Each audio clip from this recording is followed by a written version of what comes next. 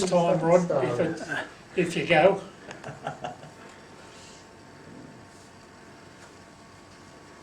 Nope. Oh, that's good. It went blank. It's not recording me. Right, I can't see John downstairs. I've closed the garage because he normally doesn't park down there, so, but the front door's still open, so if he comes, he can take over. But we may as well get the meeting underway. So, welcome members to our meeting 1217. We have a lot of apologies. We have apologies from Tony Hoare, who's in hospital with depression. Again? Yep. Yeah, they have him on stronger drugs now, so I'm hoping that, you know, he'll recover. Peter Atherton, who's in the Northern Beaches Hospital with 3 broken ribs. He fell over backwards and hit the corner of his furniture and broke 3 ribs, so he's in the hospital with quite a bit of pain, so, but he's doing better. Apologies from David Mee, Les Carlisle, Ross Prattley, Joe Detling, Jim and Chanel Noble, Bob Climson, Colin and Sandy Pitchfork, Ron Bolden, Matthew Lloyd, Lindy Hall, and Mari Brad. So, as I have probably mentioned, I'm really glad to see you all here tonight because I was wondering who was going to be here, and I was wondering to myself, saying, I wonder if we'll have 3 or maybe 4 people there. Well, we've got 7, which is pretty good, especially to see Graham, because yeah, I did ask him to bring all his milk and bread tokens to lead the. How long do you want me to talk for? Well, does anybody else have any bread or milk tokens? Oh, that's not a bread. I've only got one. Okay, so you can talk for as long as you like, and everyone else will show recent acquisitions. You primed him up well. For our general business, next month's meeting is at Nobles at 7:30 on Monday the 8th of March. And Jim will show us the highlights of his upcoming auction. No doubt, once again, he'll have some wonderful material like he always does have. Yeah. I think he still has a lot of Mark Freehill stuff to show. And Mark had some wonderful material. Oh, you know, over 50 odd years that he was collecting. He went out of his way to make sure he got the rarest and the best, and he put it aside. The unfortunate thing with Mark, though, is he was as much a banknote collector as he was a coin collector. And I know he had a beautiful banknote collection as well, but I believe he's given it all to the British Museum. Oh, has he? So, yeah, so I believe it's all gone there, probably never to be seen again, and that'll be a shame. I think this deserves applause. Hallelujah. Oh, There no. you are, sir. Your seat is waiting for you. Yes, I'm warmed up. Yeah.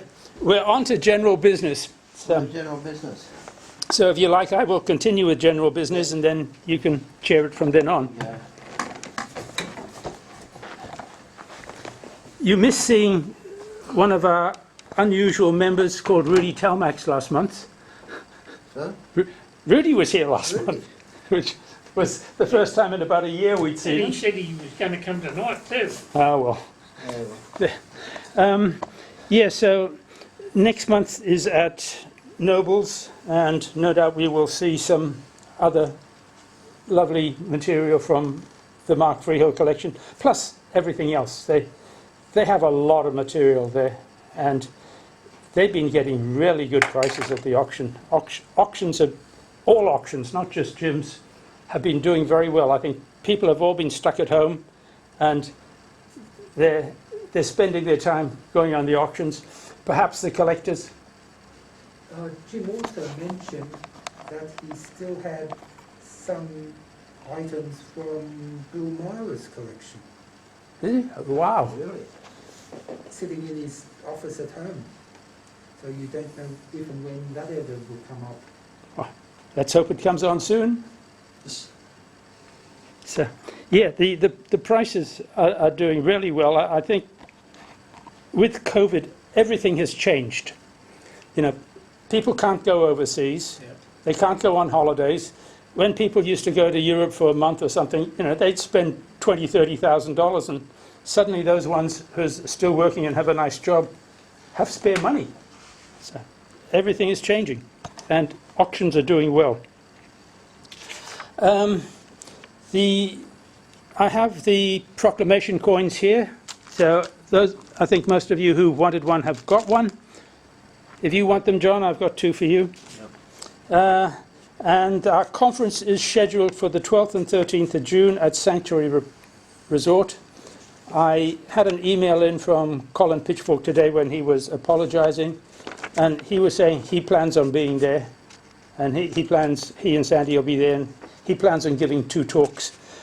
The list of people who said that they plan on being there is now up to 16 or 17. So we really do need a minimum of 15, so the conference should go ahead, unless there's sort of border closures or something like that. Now, if there's a border closure with Queensland, it would kill the conference, that people couldn't get in. And Peter Lane was saying that he didn't want to come in from South Australia if there was a possibility that he'd be stuck over here and can't get back. So again, that's the problem. I'm leaving it till about April to really make a sort of final decision so that we know what's going to happen. Because come April, we should have a pretty good idea whether the COVID jabs are rolling out and becoming effective. If there's still very little transmission around, and it would be safe for us to move around. We'd like to see you at the conference again. I showed those photos. Did you see the photos I showed of the 86 conference where Morris was at the first one? Yeah, I saw the picture of Morris there. that was 4 large boxes that came from Peter Dobbin's son up in Cairns. And he sent an email to Matthew, who passed it on to me. Fred Dobbin, isn't it? Yeah, Fred Dobbin's son Peter. Oh, yeah. Fred, sorry, not Peter Dobbin. Fred Dobbin's his son Peter.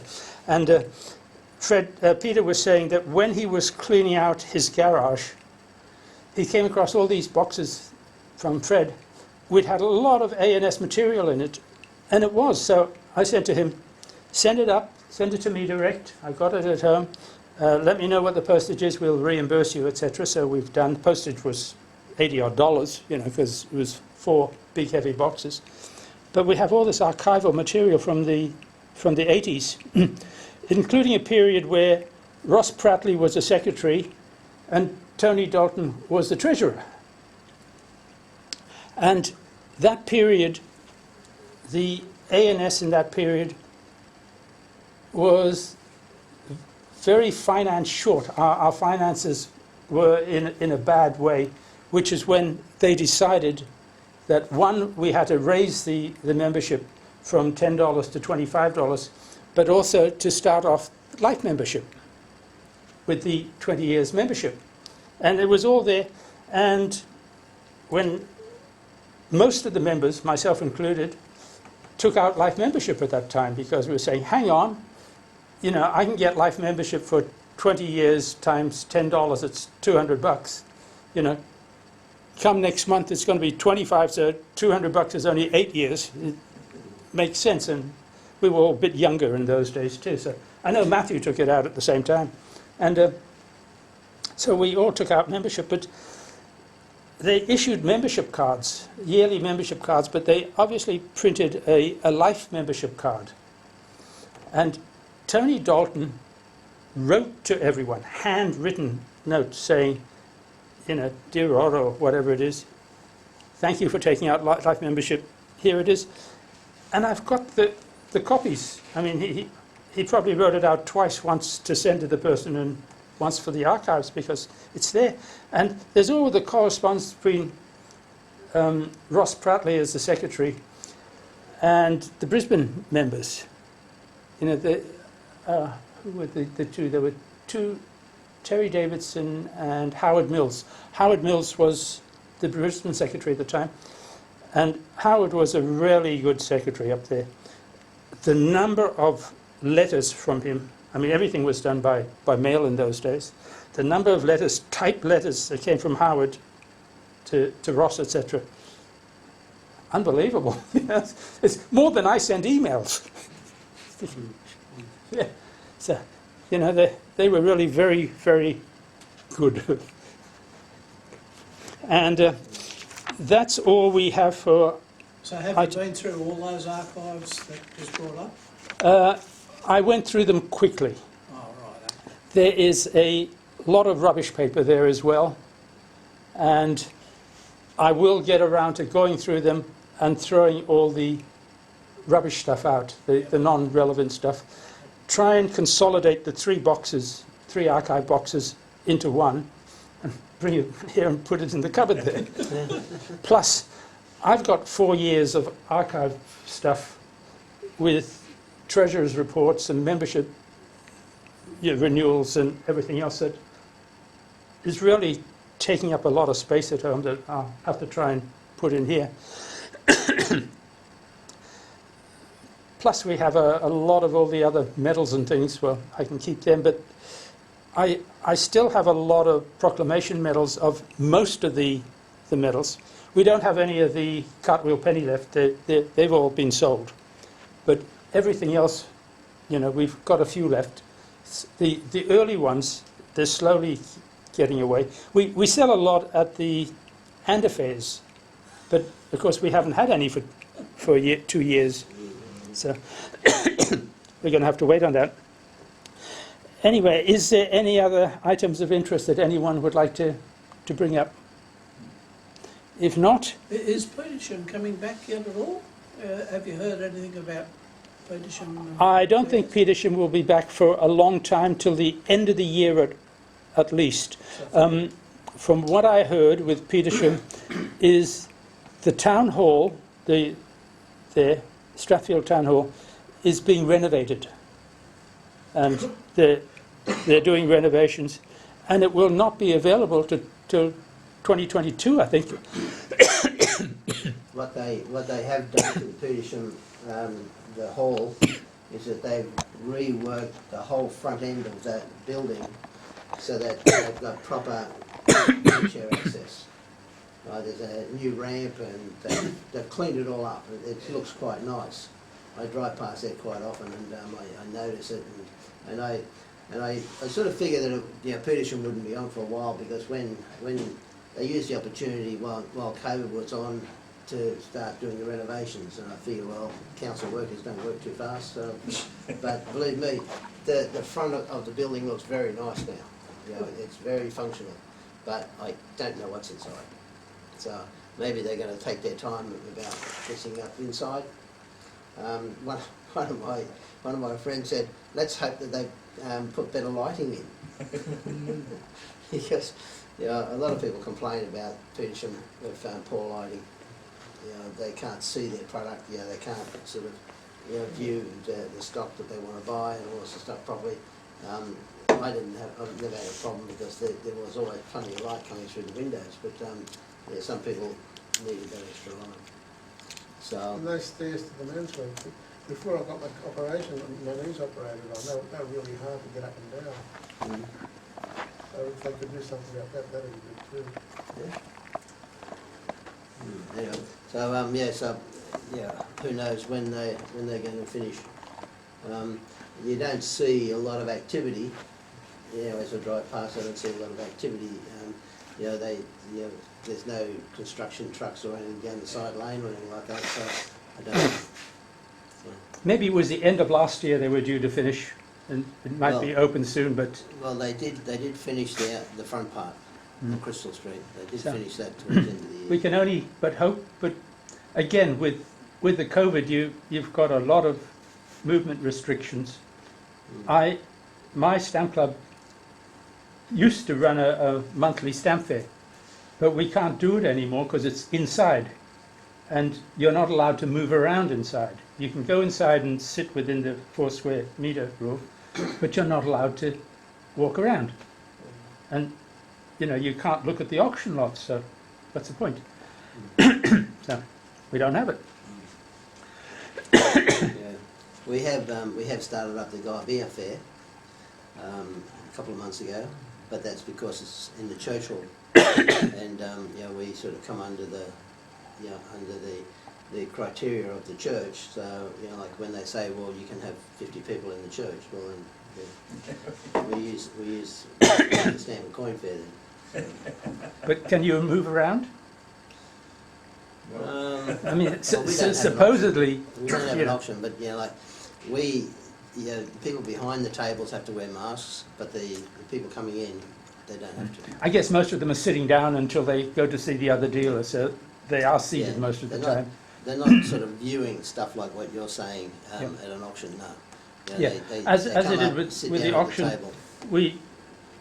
The auction room would be about the size of this room, but there'd be 6 dealers with tables with all their stuff behind and the people in front, and then in the centre are big round tables. There's a dozen round tables where all the auction stuff is displayed, and again, like here, you put a tick on the items you're interested in Yeah. bidding on, and only those lots are bid, because it's a waste of time to go through something that nobody wants.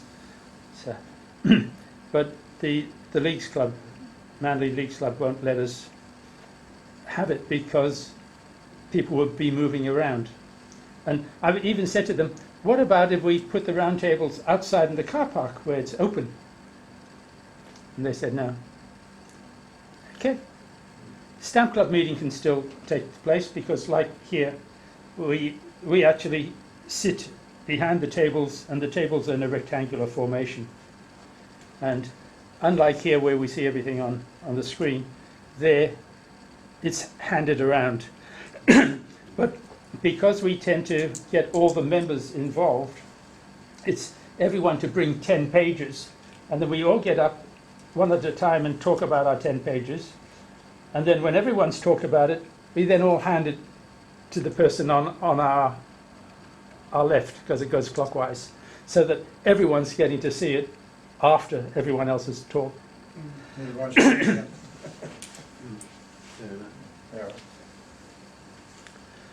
Right, so on For to the those topic. that are interested, the new coin that the Royal Australian Mint are putting out in the gallery where the Mint Your Own coins are, it's the centenary of RAAF. Because that's, I think the actual date is about the 23rd or 24th of March, but the Australian... That's a circulating coin, is it? No, this is a special coin that you mint at the mint. You know, so you go up, put your money in the machine, and the coin comes out with a little card. And so, Will they be selling them as well, Jim? I guess they'd probably have a product for the dealers. I went down there a couple of weeks ago. I bought quite a few, so if you're interested, I'll talk to you about them. So, but yeah, it's, that's the new coin that's coming out. It's quite a nice looking coin. It's got a couple of aeroplanes on it. You know, naturally the Queen's head is on one side, a couple of aeroplanes and an eagle. And, you know, it's well, I reckon it's quite well done. So, you know, for anybody that's into aeroplanes. Any coloured $2 coming out for Anzac Day, do you know? I haven't heard. So, no, everything's sort of bit up in the air in that situation. So, Yeah. but we're going to keep working at it. I forgot to bring my $2 Tooth Fairy pack out. The Mint has put out a little pack for the Tooth Fairy, and they have a $2 coin in it. And Joe Detling was telling me that they put it out last year, 2020, and they have one for 2021. Now, I went in and I bought the 2021 pack, but I don't have the 2020 pack. Not that I want it, but my friend in America, who I've got hooked on Australian $2 coins, wants it. Joe said the Mint never circulated through the dealers. The dealers never got it. So, yeah. Yeah, like everything has been a bit up in the air with that place. Anything else of interest that anyone wants to bring up? No? Okay, well, we'll move on to tonight's topic. Milk, bread and other food tokens. I'd start with Graham. Let's start with Graham. Okay. Yeah. You can upstage us all straight away. It's only Graham and Frank. Frank has one item. Graham has Wait, I have one. the next half an hour. Actually, I was expecting quite a number of people here, and I thought, well, I'll just talk for a short time. I thought George Pulaski might have turned up because he seems to have a few of these items, but Can you just start? Just go through them in that order, if you don't mind, eventually. There's a die. so these are in this sequence, are they? The cardboard, no, just pick one of each variety. Right. So they're not related to the coins in the sequence. Start off with those, but eventually roll into those. Okay.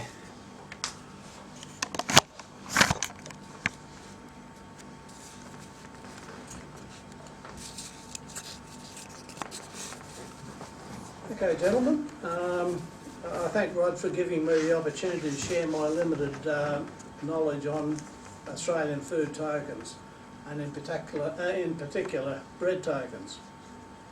First, a little history and acknowledgement of earlier collectors of the series of tokens. The first influential collector of this series of bread tokens was Ian Pryor, and he was a member of the ANS in the early 1960s.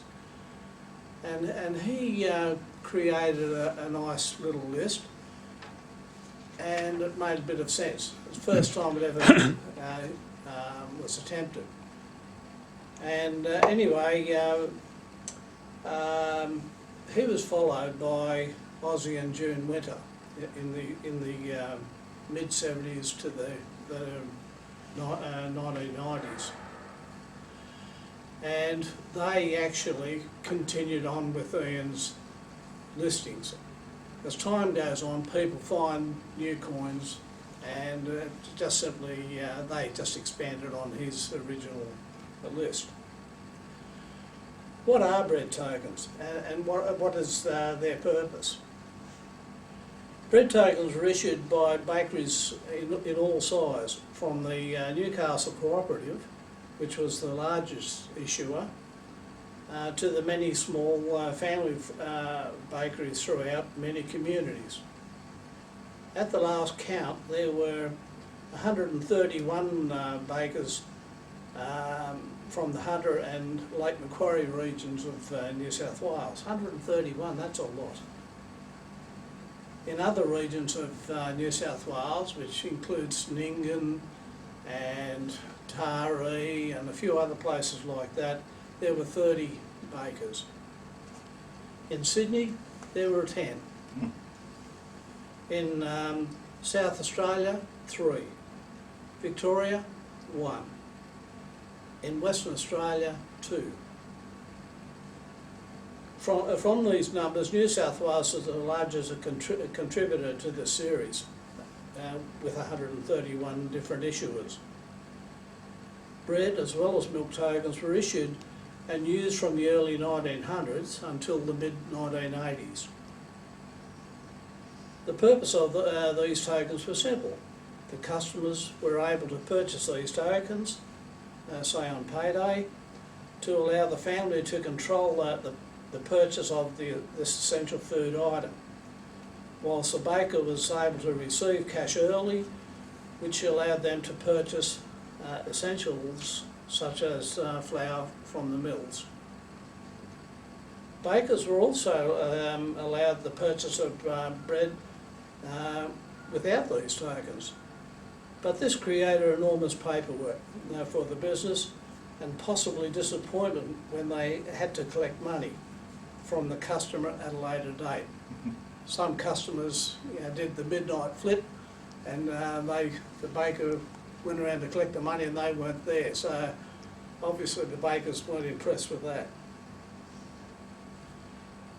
Tokens were manufactured by several businesses, including Amor, which was the largest, and Miller's, both located in Sydney. Bread tokens were generally manufactured in aluminium, copper and bronze, and steel. But they were also in plastic and cardboard.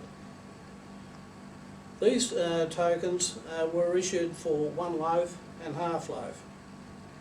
There were some for starch reduced, which was a variety brought in the 1960s at that time. But these were small in number. As the cardboard tokens deteriorated quickly, their survival rate was poor, at the disappointment of collectors that followed. I'm quite aware that cardboard tokens were issued by Sidney Pearce, who's a baker in Hamilton in Newcastle, through a family member, but alas, none have survived as yet. This is the great uncertainty which drives collectors on. Maybe a new find will be made, so it goes on.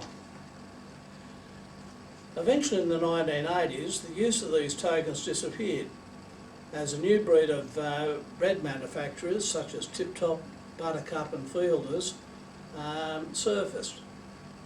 These manufacturers sought only cash sales, preferably through supermarkets rather than home deliveries. Unfortunately, the small baker faded away as they could not compete with the efficient newcomers. At this time, I'll stop and point have a bit of a display here of a few of my little gems and take some questions. First thing I must say that this type of this series of of tokens or food tokens is an ongoing thing. There's always new items to be found, and I did bring along 2 books. One on the milk tokens by George Shea and Merv Williams, and in that particular book there is the third one they produced. The first one, don't quote the numbers exactly, but the first book had about 50 tokens, 50 different issuers. And when the second edition came along, there was more than 60. When the third book was produced, there was more than 70, I think it was 74. So it just shows you that there's some finds to be had. And so that brings out a bit of the thirst, I suppose, for all collectors.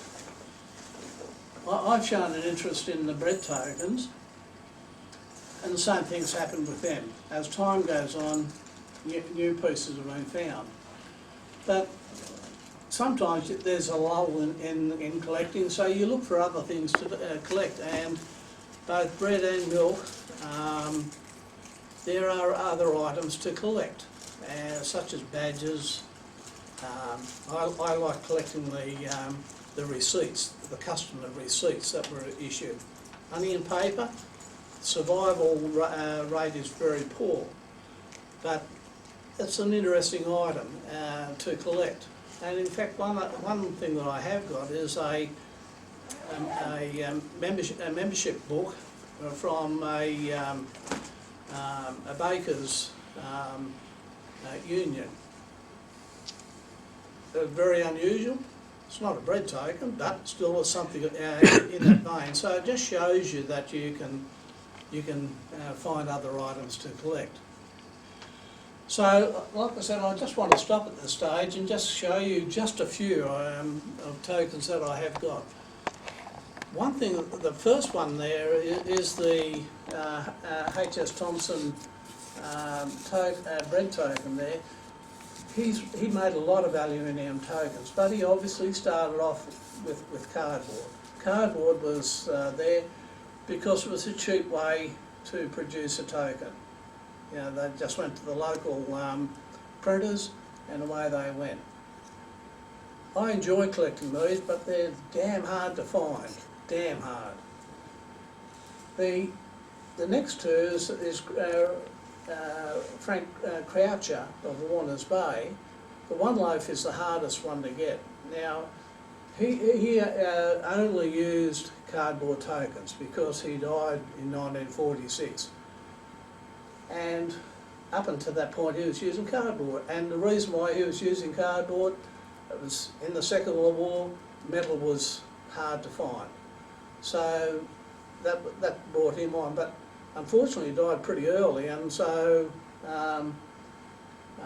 his tokens were eventually just discarded, lost.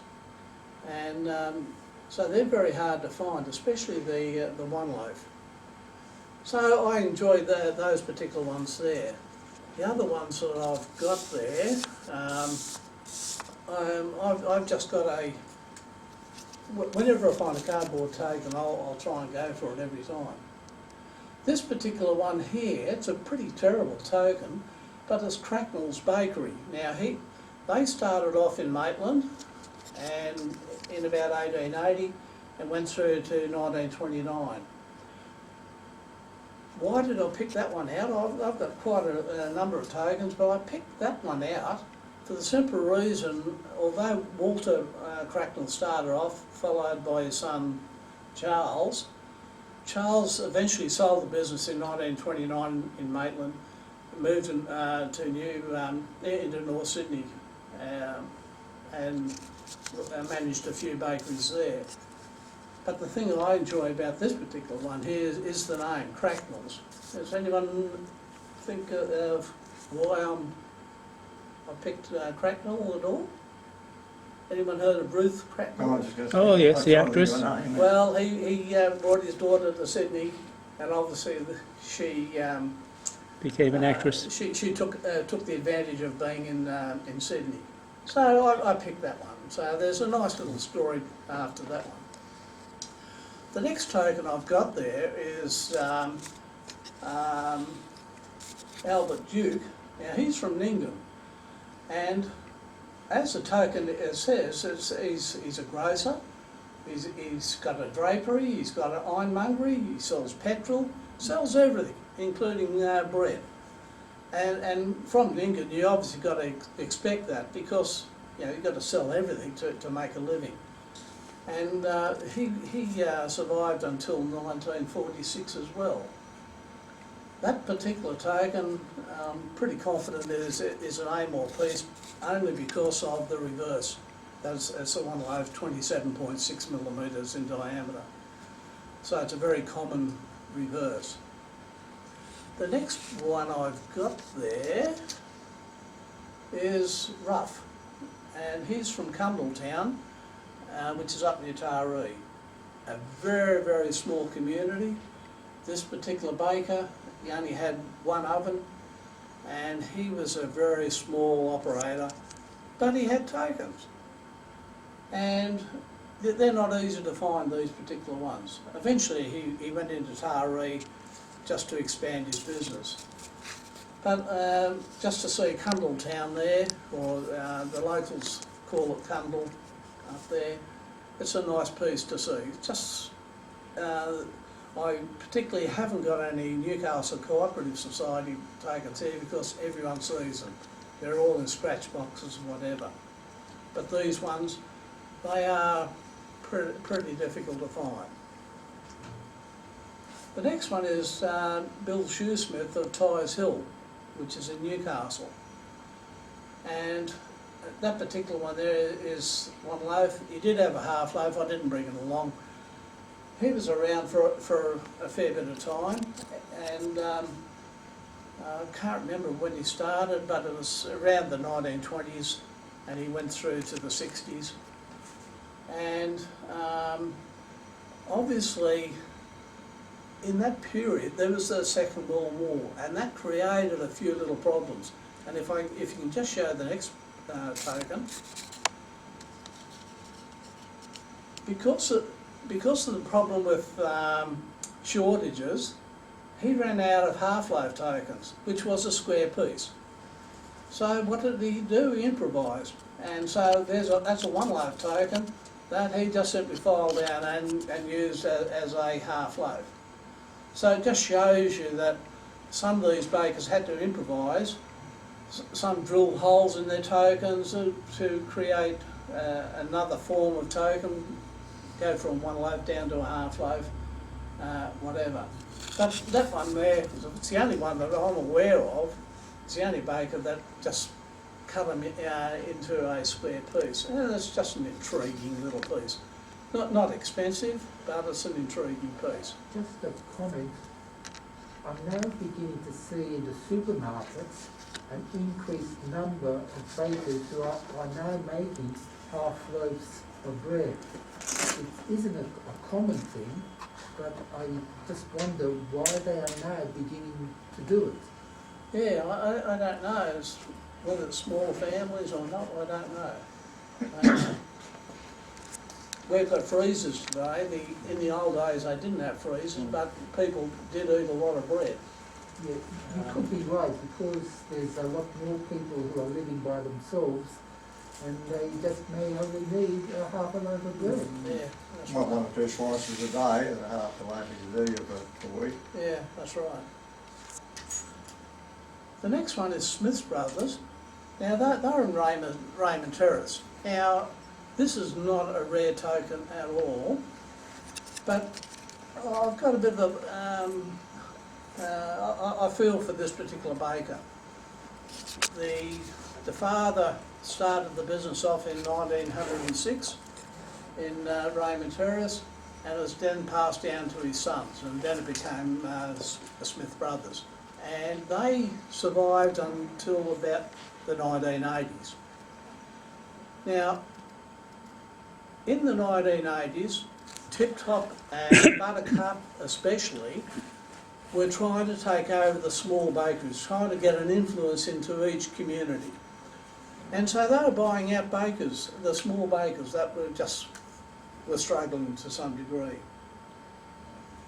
But unfortunately for Smith Brothers in Raymond Terrace, Tip Top decided they're not going to buy the Smith Brothers out, we'll just take them over anyhow, or just bypass them. What had happened is that Buttercup and Tip Top would say, well, okay, you've got a business of, say, a couple of thousand loaves a week.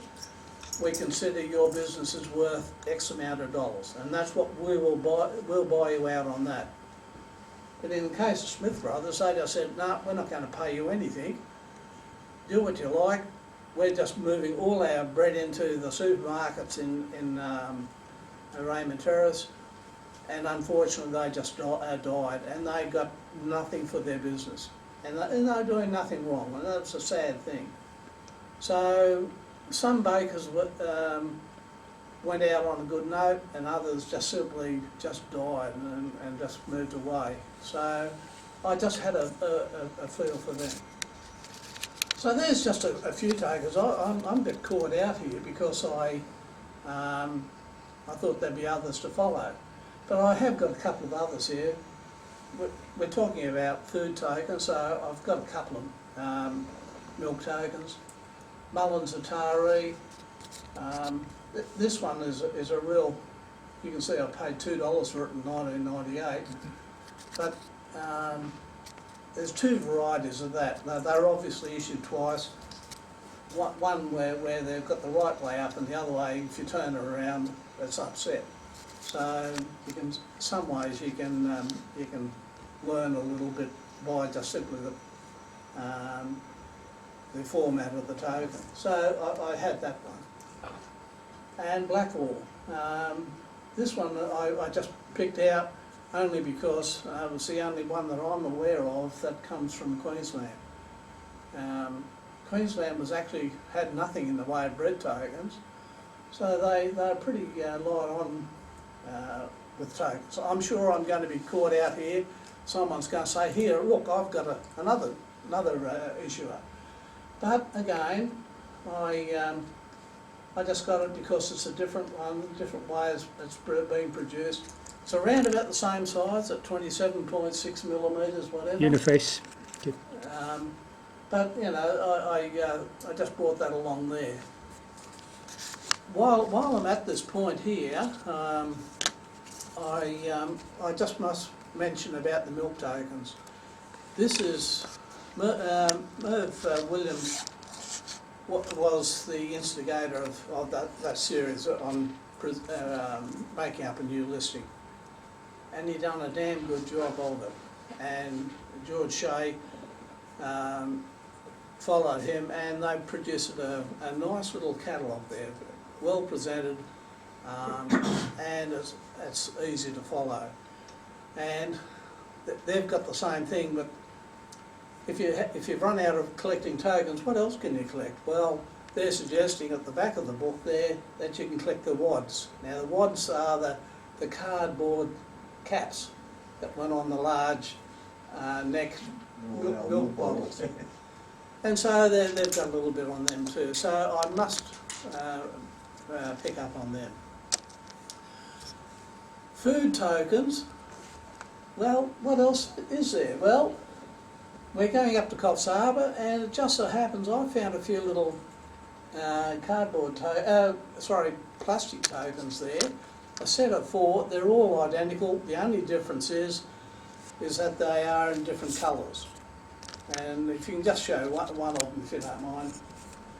I've forgotten the colours. There's black, there's green and red and gold. And so why they issued this particular one I do not know, but I do know that they do have a value of $3. So what that $3 represents, I do not know. So that's not that old, those particular tokens. What So- coins they got at Coffs Harbour? What's this, a coin shop or? I got that actually in Sydney, that little set. Oh, well it's pertaining to Coffs Harbour. But yeah, it's obviously drifted down here somehow. I don't know. It's just, they were on offer. I took them up, you know, so it was quite good. So again, we need someone to prepare a book on butchery tokens. We know of a couple of other bakers out. Butchers. Butchers there. Jack's Butchery is well known, and there's a few others. This particular one in Hurstville, it's under. I've forgotten what it's. It's from Gundagai, I think. So the meat must come in from Gundagai and sold in Hurstville or whatever. Yeah, Gundagai Meat Company. Yeah, so I found that one many years ago, and so you don't see them too often. So why would they be using those tokens? For people I to buy them? I don't know. That particular one there, it had a penny on the back, so they must have a halfpenny as well. I would suggest as well. Yeah, so there's a penny. One there. day. Yeah. Okay. So what the purpose was, I do not know, whether it was a promotion or what. Anyone can guess, I suppose. Wonder how much meat you'd get for a penny there. Much. Even whether you got a sausage for a penny. The next one there, I've got a little bit of a story on him, and it's written on the back of the cardboard piece here, but it's from Burke, a butcher in Burke, and again, why that? Why that? So H.P. Mooring. there are these surprises out there, and I've got my little story on the back there, but it's got no value at all. So you can see that he only was there from 1930 to 35. So obviously it's a long time ago, and I paid $70 in In 05. 05. But, so if I ever kick the bucket, the family's got a bit of an idea what I've got there. Finally, the last one I've got is pancakes on the rocks. That's a food token. For what reason? I do not know. Pancakes. obviously. but pancakes are rocks. So there are these surprises out there. Are So- they still going? Oh yeah. I think They were big at one stage, I just don't hear Oh, them. no, they're still down in the rocks, and I think And they're out of Darling Harbour. Parramatta. Yeah, Darling Harbour. That's right. Yes. Yeah, it's one at Campbelltown too. Yeah. So there are these surprises that come along. A couple of things I must say that to get any idea of what you are collecting, it's essential that you have a catalogue. I originally started collecting tradesmen's tokens, and so I relied on Andrews for realising what I was collecting. In the way of food tokens, we are lacking a fair bit on knowledge there. It's only just recently that people have been producing books about it. And like I said, George Shea's book there is a quite a good book. Merv Williams had one out earlier, and it's a great start to go down the road. In the case of bread tokens, I was very fortunate. I was collecting in the late 70s when June Winter brought out her article in the Coin Review and listed all the bread tokens. My wife comes from Newcastle. Bread tokens are up in Newcastle. It was easy for me to go and visit the in-laws. I'd leave my wife there, and then I'd go out to all the bakers at that time just to scavenge through their boxes of all their tokens. And with a baker, generally you'd think they'd have their own tokens, but no, they had other tokens as well because of changing of customers. They was in the night put out the wrong token or something like that, and in case milk tokens as well were in the mix. And so whenever I went to a baker, it's amazing what I could find in there. But so it was a good time to have a good look at what's going on. I do want to make one mention. I did get to the Lithgow Cooperative Society when it was closing down. I went in there one particular day and the door was open, in I went, and there was people cleaning up the place of the department store. And I just thought this was quite strange. And what they were doing is that they were cleaning out the business. It had closed, and they were getting rid of the rubbish, and they were going to sell the building.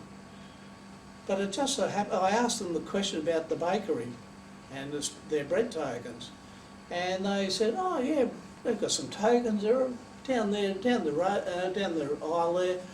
They're all on the floor. If you want them, you can have them." So I was sweeping up the floor as much as I could find, and they were all the plastic tokens. And so I got a lot of tokens for nothing. It was good fun. Now, they did explain to me at one stage that they were in aluminium, and we know that. The Lithgow Co-op had tokens in aluminium. Why did they change to plastic? Well, they had a problem with some people that the one loaf token was accepted in their local club poker machines. And so a loaf of bread was less than a shilling, and so they were putting them through the pokies. So the only way they could overcome that is they changed them into plastic, which is a lighter material than even aluminium. So you get all these nice little stories along the way, and I've tried to put them in the book that we produced. I was very, very fortunate to have Bill Meyer and Liz Carlisle to help. Les especially, he had the knowledge, he had a lot of insight about producing a book and whatever, how to do the format, whatever. So he was incredibly valuable in producing that article. I take my hat off to him. There's other collectors up in Newcastle that helped as well. I'm trying to think now, Tom Slaney is one, he's a local historian up there, and he gave me a lot of knowledge as well. And so we produced that particular book. I'm under pressure to make a third edition, and again, like the milk tokens, the numbers are stacking up again. So at the moment I can see the book is going to be 444 pages, which is getting into a bit of a Bible as such, which is a bit unwieldy. One thing I've got to ask of all of you before I finish, how many of you have got bread tokens in your collection? Hands up. Come on. Who's got them? Something I don't have. You disappoint me. But George probably has. Do you have any bread tokens in your collection? Well, if you haven't got any bread tokens, I'm going to give you some bread tokens tonight. I mentioned about the Lithgow tokens. They came in blue and they came in red. I've got millions of the red ones, so you're going to get a loaf or a half loaf, or you don't get out of the place. Okay? And the same thing applies to the Wallsend and Plattsburgh Cooperative Society. I've got quite a number of those one loaf tokens. So please help yourself to those as you go tonight. So is there any questions at all? Yeah, you were saying that the bigger bread manufacturers have pushed out all the small makers. Yep. Baker's Delight have their own shops now in a lot of supermarket or areas, and where I live there's a small baker coffee shop called Tintin Bakery. He may make 20 loaves of bread a day in sourdough and a few other specialist areas, and he deals with just the local community where I live. Sells out fairly quickly each day, but again, he only makes a small number of loaves. And I guess that could happen in a lot of suburban areas where a lot of the coffee shops may have baking facilities, and they also produce bread for their local communities. Yep. Baker's Delight is a good example of that. They're very small, but they're in a lot of communities doing exactly the same thing. So the people like to have that fresh bread, and you guarantee that when you go to Baker's Delight. Just in case you didn't know, the Bakers Union was responsible for a really bad political decision. When bakers, because we all like fresh bread in the morning, bakers are on the night shift to produce the bread overnight so they can go out in the morning to the customers, and everyone likes their fresh bread. When they go on holidays, they don't get the loading for the night shift, and they put up to the Trade Union Council the request that they would get a 17.5% loading when they went on holidays to make up for the money that they didn't earn because they were mostly working the night shift. Yeah. Because of that 17.5% loading for holidays for the Bakers Union, the other union said, "Me too, please, sir." And that's why a lot of people now get paid more money to go on holidays than they do for actually working. Yeah. One final. Oh, sorry. Because as well, I was about 12 or 13, I used to work in a bakehouse at Ballina.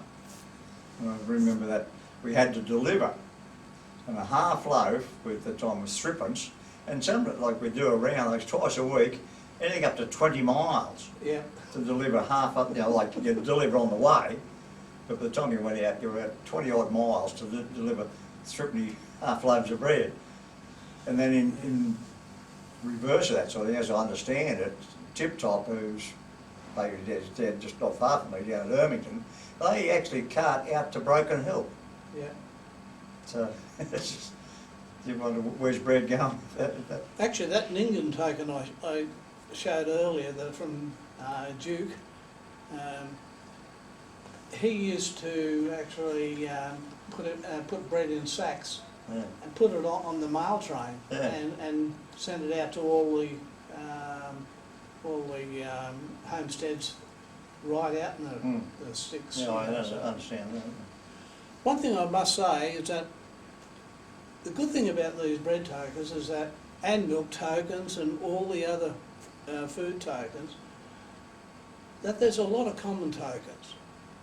And there's quite a number of incredibly rare tokens. I've got the only Williamana bread token in my collection. It came via Aussie Winters Estate, and it's a one only. There's none other found, and so that's incredibly rare. And so some should demand very high prices. To get that one token, Aussie told me that he went to a bakery in Hamilton called Cairns, very large business. And anyway, he went and approached them. They had bread tokens, so he went to them and said, "Can I have a look through your tokens?" He spent 3 days there, going through tokens. June Winter was somewhere else, and she obviously left him for those 3 days. But he went through them all, and they were in 44-gallon drums, these tokens. And anyway, in that whole search, he found that one Williamana token. And it's the only reason it was there is that this Cairns bakery was originally owned by Williamana. He's already kicked off, yeah. He actually kicked off as a baker, started off in Maitland, came to Newcastle, and cutting a long story short, finished up in Sydney. So he went from a baker of bread, so when he went to Newcastle, he was baking bread, but he could see biscuits was a big business because of the ships coming and going. Ships are out at sea for long periods. Bread would not survive on a ship too long. So he made biscuits and made a living out of it. And from that, obviously, he gave bread away eventually in their instead of bread. So it's interesting to see how that evolved. Anyway, look, I've said enough. I hope there's no more questions, and I'll give anyone else an opportunity to step up and show their wares. Thank you very much. I'm very glad you turned up. Very good. Who else has got it? George, Frank- you got a number of? Frank has one. Frank Do has Frank first, yeah. What about George? one. No, After you. George will come up here. And recent acquisitions at the same time? Yeah. Definitely. Not that that's all that exciting either. Well, I didn't show the die. I've got it. You collect other items there. I have got a die, Ah, yes. and again, it's another collectible, I suppose. Unfortunately, it's got a lot of grease on it, and it's from the Ringer Bakery, which was in DY, and that came from Amores. Square token. Yep, Do you have the I do have you have an original piece as well. I don't have the reverse die, unfortunately.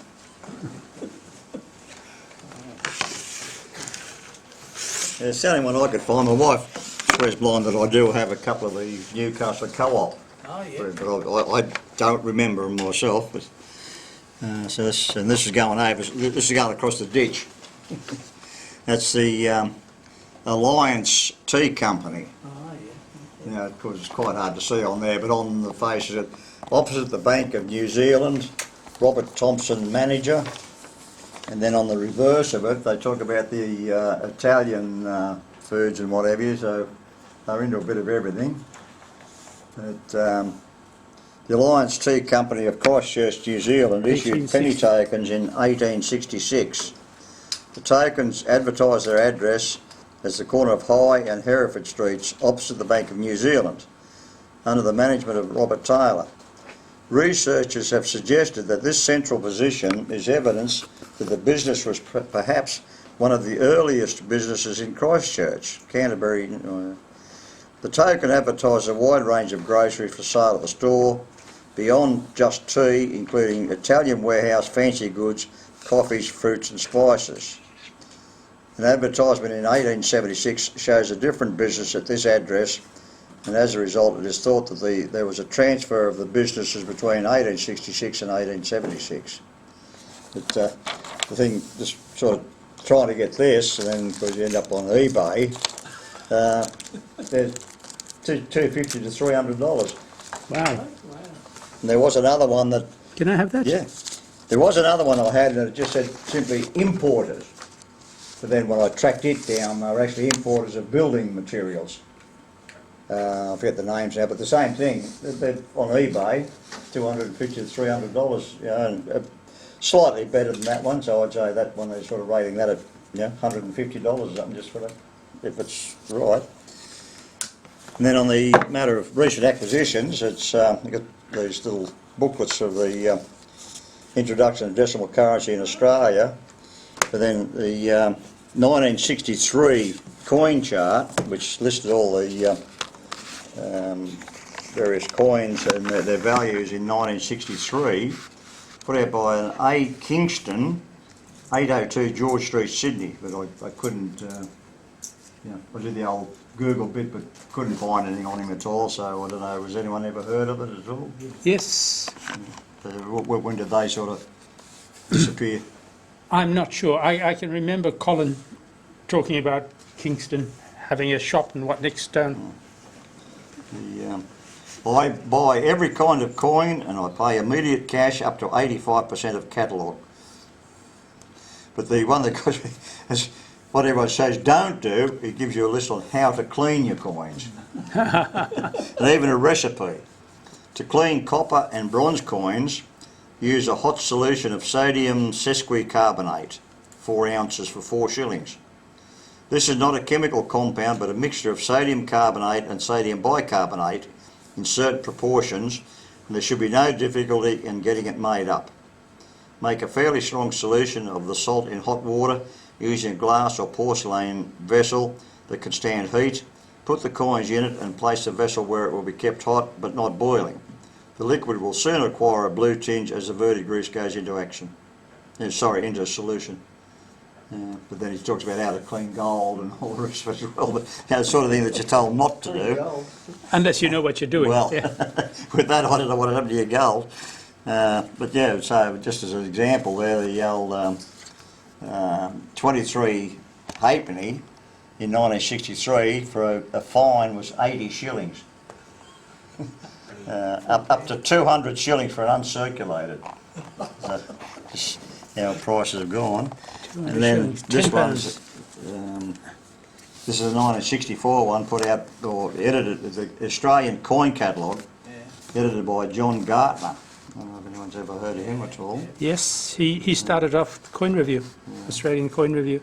It says, you know, we are not a coin dealing firm, but do not supply coins listed in this catalogue. And so he just goes through, you know, talks about the holy dollar and dump and, you know, the various coins and their values at that time.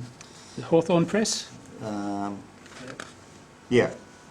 The funny thing, again, click on it and I thought, oh, I'll see if I can find out something more about it, get on eBay. You know, all these things seem to take you straight to eBay no matter what. Yeah.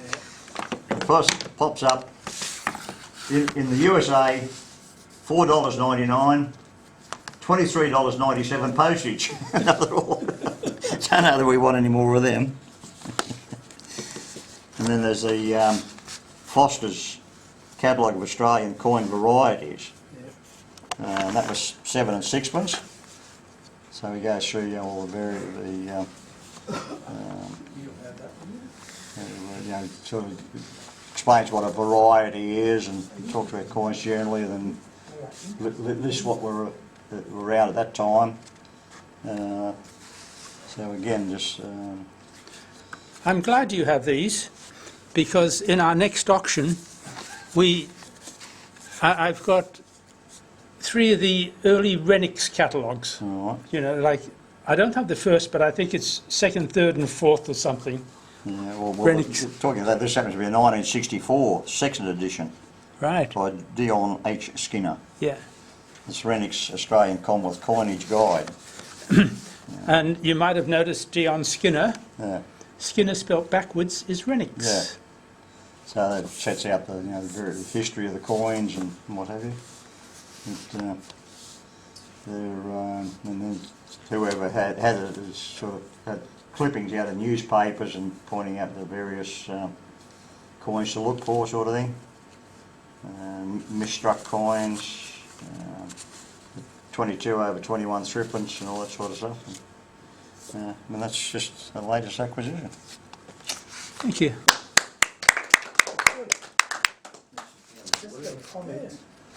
We made an allusion to cleaning coins, and I know we don't clean coins, but I do something that Liz Carlisle once told me a long time ago. And just to take the dirt off a coin, use linseed oil.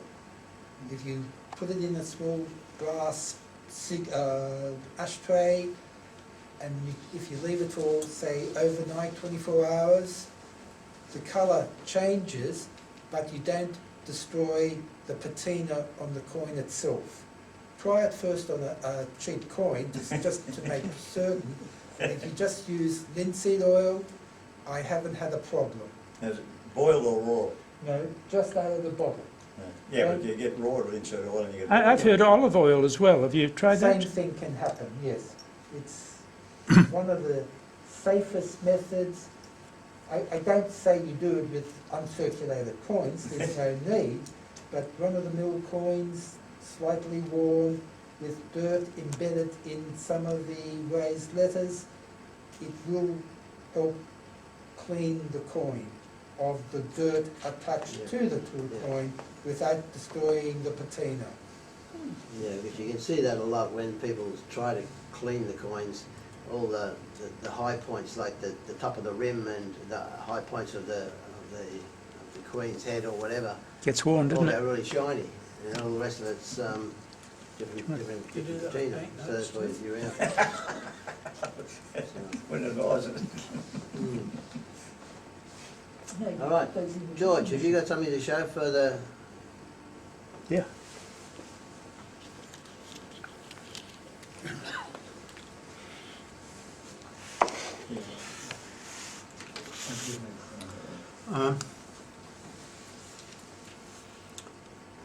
I'm known as a mad variety collector.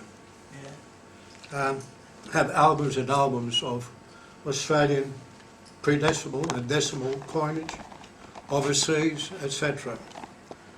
I had the only 1930 penny, which was a variety, and Peter, Paul and Mary, which were 3 Australian over-date threepences, 1920, 21, which were more than they were double and a triple variety. Bill Myra, a member of the ANS and MCC, he saw those coins of mine and spoke about them in one of the meetings. About a couple of decades ago, I decided to put tokens, varieties in tokens, food, clothing, transit tokens, mostly Australian, some British, a few American. I won't go into full details, but I have one here, which is a Newcastle Suburban in uncirculated condition. They were suburban before they became district, and then they broke them up into suburbs like Cardiff, Mayfield, Adamstown, etc. Likewise in Lithgow and Coffs Harbour, Central Coast. The half a loaf of which I have a large quantity. If anyone wants any half a loaf, Newcastle ones, I've got a fair few here, at about $5 each. But on an illegal church fete last Sunday, which was a no-no, I went out and had a look, browse through, and I picked up a variety, an abortion of a coin, a one loaf bakery in Newcastle, with the reverse. You can read a loaf on it, but the rest is a cud, or call it whatever you like, a complete. I have a couple of mules, and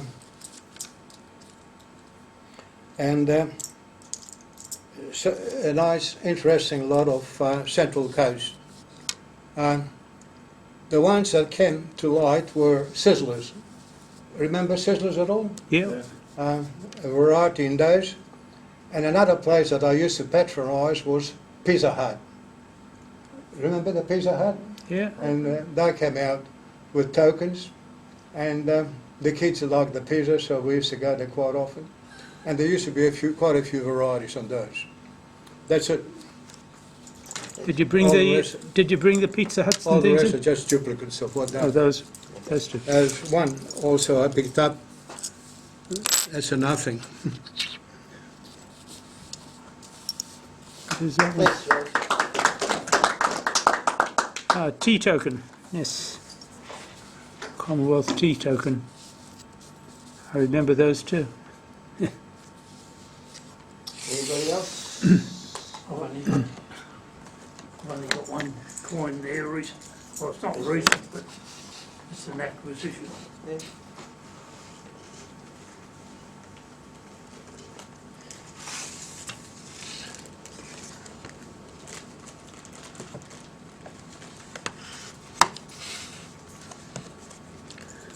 They call it the Battle of Australia.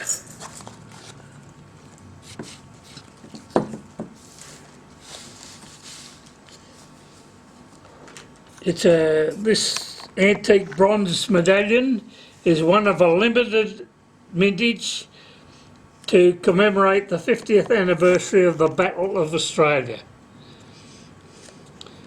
On the 19th of February 1942, the first Japanese raid on Darwin occurred using 4 of the same aircraft carriers fleet which had struck Pearl Harbor just 75 days earlier. It was the first and most devastating of 64 raids on Darwin. 243 were killed, hundreds wounded, ship sunk, and the town severely damaged. Enemy raids persisted for nearly 2 years until the 1943, stretching as far south as Catherine, 320 kilometres inland. The Northern Territory has become Australia's front line and was to be offered is to be the offensive base for some 250,000 Allied servicemen and civilians from Australia, America, Britain, Canada and the Dutch East Indies, now Indonesia. 1992 will be a very special year for those who served in the Territory Theatre. It will afford due recognition to serve half a century ago and help younger generations understand that 1942 was perhaps the most critical year in Australian history. So, that's the... That's the medal. Eh? That's the medal, huh? Yep. Okay, thanks, Pat. Leave that one. Right? We'll put it Oh. Yeah. It'll probably fall down. Just let it fall down and I'll put it on top of it. Yeah. You good? Anything? No, good. Just as a point of interest, I'm sorry, I came across this 150th anniversary of WA, a beautiful coin in sterling silver, medal. I don't know whether you people have seen one of these before. I've seen a smaller version, but that's a very unusual one. I think we had some in one of the earlier auctions. Didn't you have some in the auctions? I think you put some similar ones in some of the A&S auctions, haven't you?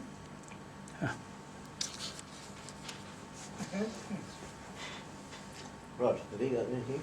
I've only got recent acquisitions. Okay. Want to do that? Okay, well, very recent. John gave it to me tonight. The donation dollar. It's only the second one I have. You going to donate it to me? No. I'm going to donate it to my collection. That's one I got recently as well. It's in circulation, Centenary of Qantas. In circulation. Yeah, I got it from circulation. I got that donation dollar from circulation as well. So I've got two of them now. Hooray! You mean there is still money in circulation? There's not Well, all they're- go? Supposedly they circulate. And recently I got this one.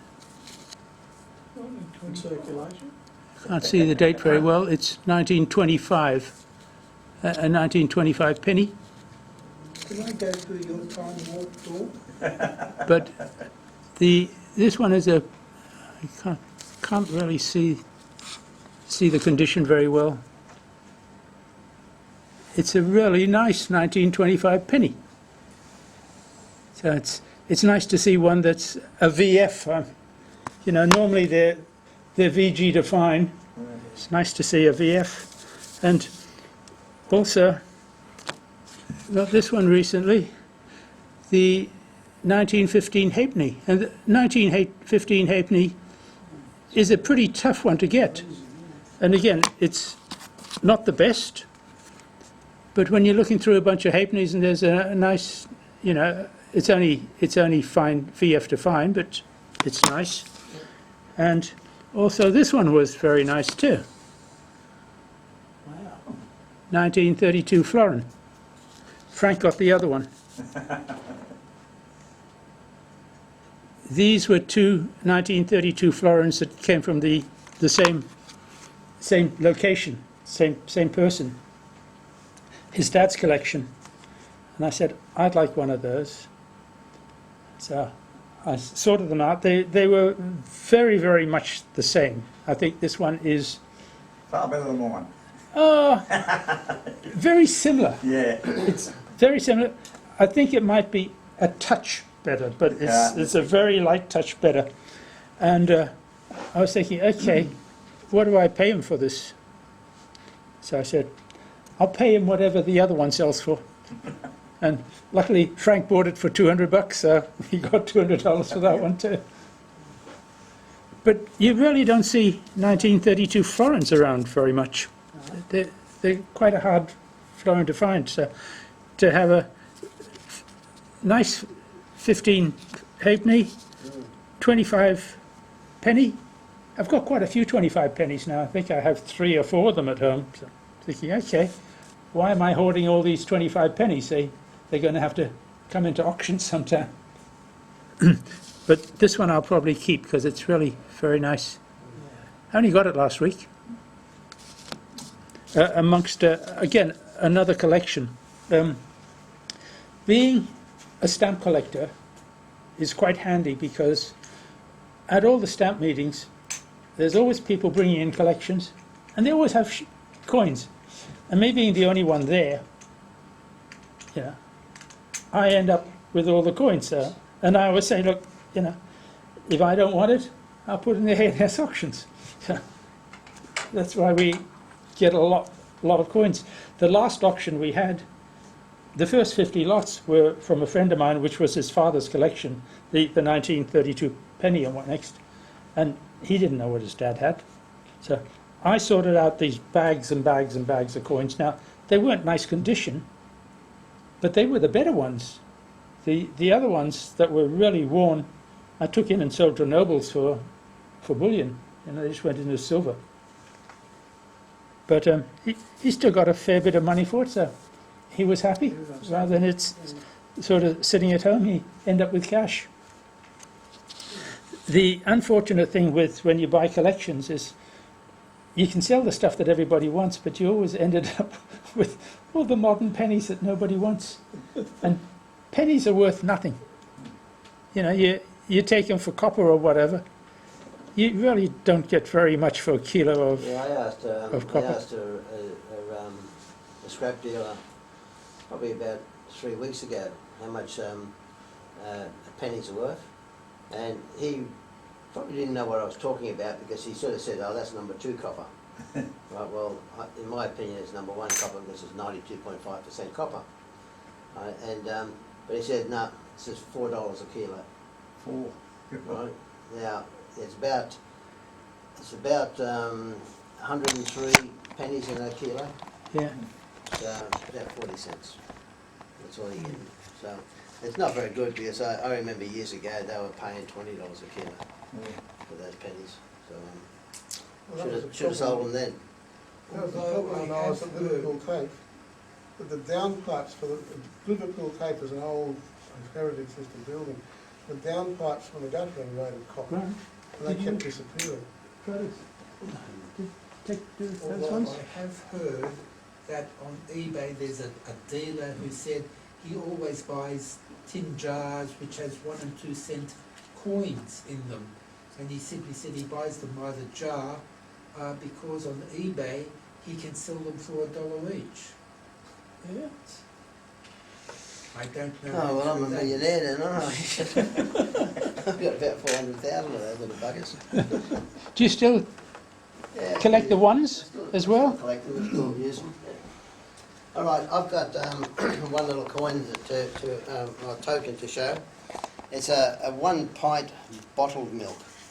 This is a miller's token, and it comes from Peter Sunderland at Narrabri. Now, one of the things that, like you were saying in your discussion on your tokens, is that how do you know how old they are? Right now, it's hard to say. You were talking about they really started in the late 1800s and they worked their way up to about 1980. But do you have real rare ones? Now, the only inkling that you can get out of these things is that this phone number that they have for Narrabri, his phone number is 498. Right, so if you really wanted to investigate how old this particular thing is, you could always go to Telstra and try your luck. Try your luck, right. Because they don't understand the modern day stuff anyway. Look up some old phone books, you'll probably find out too. But, so that's the only way. Because like I always remember that, like when we went from 7 digits to 8 digits in our phone numbers. It's similarly when a lot of the country. Sorry, Rod. Similarly, some of the country towns like you've got the likes of Newcastle, Wollongong, Campbelltown. They used to be STD, right? And when you get a token or something that you have an STD code on it, well then you can generally figure out approximately how old the thing is. Well, I'd say 498 at Narrabri, it would be pretty late, wouldn't it? Yeah. How many establishments of houses and that would be in Narrabri? Yeah, well, that's true. But it's a little miller's token. So again, getting back to your talk, the 2 players were Amors and Millers. So this particular one was Miller. Oh, good. Well, there you go, that's my little contribution for tonight. Now, if there's nothing else anyone wants to discuss before we, Right. With your milk and everything like that, you never got one of those ladles I used to dip in and fill your can, you leave your billy out the front. Yeah. Unfortunately, I do have a few of those ladles and also the milk cans. And All right. You do collect other things. With As a kid, I was, you go around with steaming hot day and the pot or whatever be there on the veranda, and it'd be boiling, you just pour the milk in and Yeah, still, yeah. wasn't there something called, for milk, called the blue line?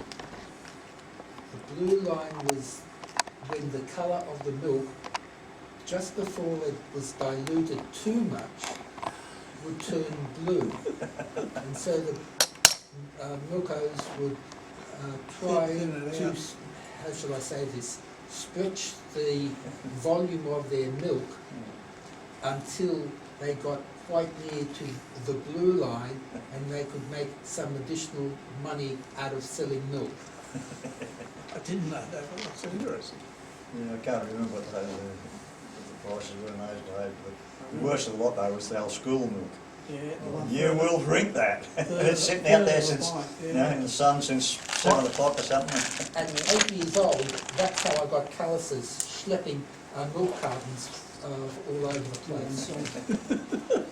well, anyway, that little bread token is listed in this little booklet. That's number 48. S48. Maybe something 48. So I haven't got a rare item. It's already listed in the catalogue. Okay, well, thank you all for making the effort to come to the meeting tonight. It was quite informative. Thank you very much. Yeah, we've always known that you specialise in milk and bread tokens. So yeah, it's good to see some of the examples that you had. So thank you. Careful, has spoiled. And there's milk over there and tea. Any tokens? Do we need a token for it? Or? And the tokens are here. Is Graham going Yeah. to dish them out? That's good. Rod, did you tell them what the next meeting is? Yeah. No, it's No. Oh, that's right. on the 8th. I wasn't listening.